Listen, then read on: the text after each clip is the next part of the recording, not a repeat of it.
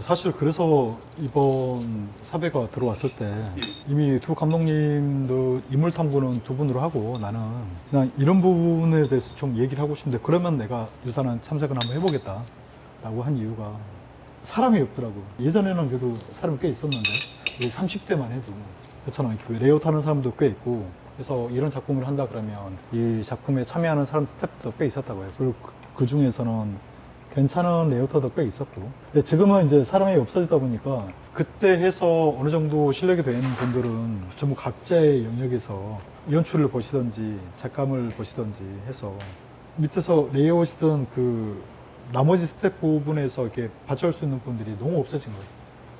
근데 이제 들어오는 신인들은 수입이 안 될 테니 못 버티고 나가고 그러면 결국에는 해결점은 뭐가 되겠냐라고 생각을 해보니까 신인들을 봤을 때 회사에서 좀 버틸 수 있게 좀 그 바탕을 좀 만들어줘야겠다라는 생각이 드는 거죠. 그래서 회사 사장님들하고 얘기할 때 신인 받으면 최소한 좀 이 정도는 최소한 먹고 살 수 있게 생계 정도는 좀 유지할 수 있게 좀 우리가 좀 그렇게 해보자라는 얘기를 나는 그렇게 할 수밖에 없는 거고. 부담스러운 사장님들은 아 그건 힘듭니다라고 얘기할 거고 또 어떤 사장님들은 그러네요. 아 그러면 대신 한 명에서 두 명 정도는 제가 한번 노력해 보겠습니다라는 사장님도 계시고 이렇게 가는 거죠. 대신 그러려면 선배들도 노력을 해야죠. 그렇죠. 그게 보통 일은 아닌 거 아시잖아요. 알잖아요. 이게 보통 일은 아니거든요.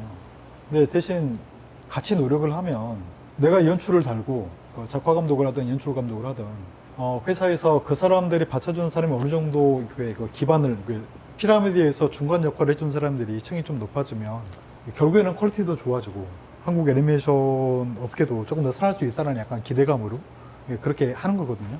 한국 애니메이션 업계에 대한 전반적인 논의를 할 수밖에 없어요. 이 후배들을 이제 양성한다라는 어떤 생각을 하다 보면은 한국 애니메이션 업계 수익 구조에 대한 부분을 살펴봐야 되는데 업계에서 이름만 대면 알만한 유명한 3사가 있지. 지금 뭐 레드독이나 뿔이나 뭐 이런 회사들 얘기하다 보면은 그 회사들도 사실은 뭐 게임 회사에 하청을 한다든지 중국일 하청을 한다든지 뭐 그런 식이잖아. 그러니까 그렇죠. 자체적으로 오리지널 IP를 가지고 일본의 여러 사례들처럼 히트를 해서 자체 IP를 가지고 수익 구조를 만들어내는 이런 게 있다면은 좀 다른 방향으로 얘기를 끌고 나갈 수 있지 않을까라는 기대가 있는데 사실은 일본에서도 워낙 적은 단가로 그 제작을 계속 하다 보니까는 다른 수익 구조가 수익 개선이 안 되다 보니까 애니메이터들한테 지급하는 비용들이 늘 한정적이고 뭐 우리 알다시피 뭐 신인들이 와가지고 1년 됐는데도 8만 원 받는다라는 소리를 계속 하고 있는 게 지금 일본의 현실인데 우리나라는 지금 그거보다는 사정이 낫잖아.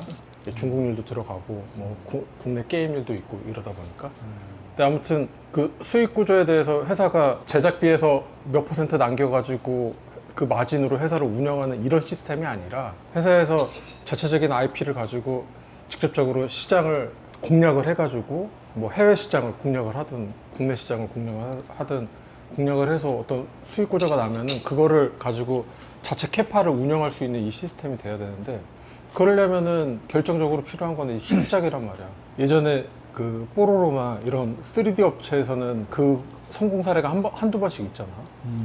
지금은 많이 와해된 걸로 아는데 그거 한참 할 때는 그래도 안에 캐파들 그 안에 중심이 되는 사람들을 꽤 많이 이제 체계화해서 붙들어둘 수 있었고 운영을 해 나갈 수 있어. 물론 그쪽 들어보면 되게 열악한데 우리 2D 애니 업계에 비하면야 오씨 저런 게 있어? 라고 할 정도로 그렇죠.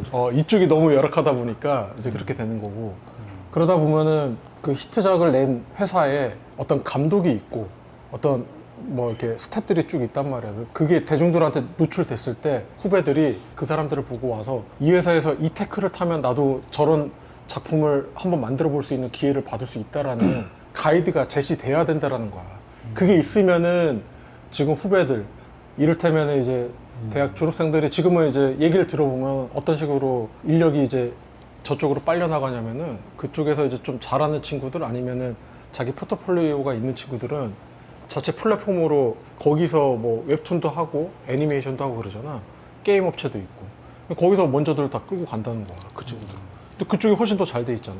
그 하청으로 다져진 이제 우리 2D 업체로는 올 이유가 없는 거야. 잘하는 그런 친구들은 거기서 먼저 다 섭외가 되고 뭐 나머지 친구들이 뭐 능력이 없어서라기보다는 그쪽이 자기가 안 맞으니까는 좀 다른 선택을 하고 싶은데도 이쪽 업체는 너무 그쪽에서 일반적으로 이제 3D 업체다라는 어떤 인식들이 돼 있기 때문에 막상 와가지고 자기가 견딜 수 있을까? 막상 또 해보니까는 아 역시는 안 되겠다? 이런 일반적인 정서가 생겨버려서 막상 와가지고도 1년 이상 하는 친구들이 없는 거지. 자연스럽게 아까 일본 애니 쪽도 얘기하고 하길래 꺼내는 얘기인데 질문들의 그래도 대부분을 차지하는 게 일본 쪽으로 취업을 하고 싶다는 친구들이 꽤 많더라고. 물론 일본인 쪽에 이제 왜 작품 수도 많고 자기 개성을 이제 드러낼 수 있는 작품 수가 많다 보니까 가고 싶은 건 아는데 사실 일본 쪽이 더 열악하잖아요.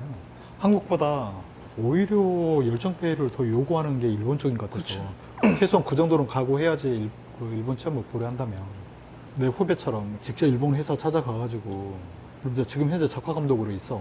근데 이제 그 과정도 쉽지는 않았고 일은 많대. 일은 많은데 이제 거기에서도 어느 정도 레벨이냐에 따라서 또 단가가 또 달라지니까. 그치. 일본은 그렇다고 그러던데. 맞아. 한국은 그런 건 없는데. 실력에 따라 금액이 그렇죠. 예, 결정이 되는 거죠. 한국도 레벨비가 있긴 하지. 그게 이제 고정급으로 물론, 이어지고 그렇지. 있고 그건 있긴 한데. 컵마다 이제 받는 단가가 좀 다를 때도 있고. 그럼 일본은 애들이 왜 가려고 하느냐?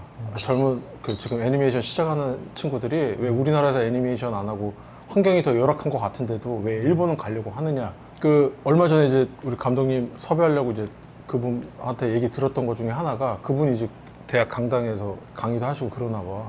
그래서 얘기 좀 들어봤는데 이제 그분 하시는 말씀이 그 우리나라에 귀멸의 칼날 같은 거 작품이 있으면은 80만 원 줘도 하겠느냐 그러면 한다는 거야. 그 친구들이.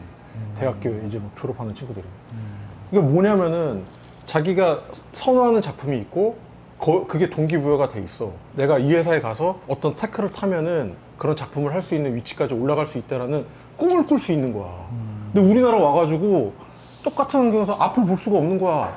그런 작품이 없으니. 일본보다 뭐 조금 환경이 좋다 한들 앞을 봤을 때 좀 자기 비전을 좀 챙겨줄 수 있는 어떤 이런 환경이 돼야 되는데 비전을 뚫어줄 만한 환경이 아닌 거야. 그러니까 그거를 보여줄 수 있으려면은 계속 얘기하지만은 히트작이 있어야 돼. 예전에 우리 90년대 그 말에서 2000년대 초반 뭐 동훈이, 디아린이 막 여러 IP 시도했다가 지금 그때 이제 굉장히 붐이 한번 일어서 뭐 원더풀 데이즈까지 해가지고 굉장히 좋은 어떤 웨이브가 왔다고 난 생각하거든. 근데 그때 성공했으면 아마 그런 회사들이 지금 많이 자리 잡아서 우리 후배들이 되게 많았을 거야. 근데 지금 그게 한번 실패한 이후에 계속 이제 하청에 계속 머물다 보니까 아무리 해도 그냥 그림 잘 그려서 뭐 한 컷에서 얼마. 가장 성공한 애니메이터가 고정급 받는 애니메이터야, 이 바닥에서는. 그러잖아. 고정급 받으면 성공한 거야, 이 바닥에선.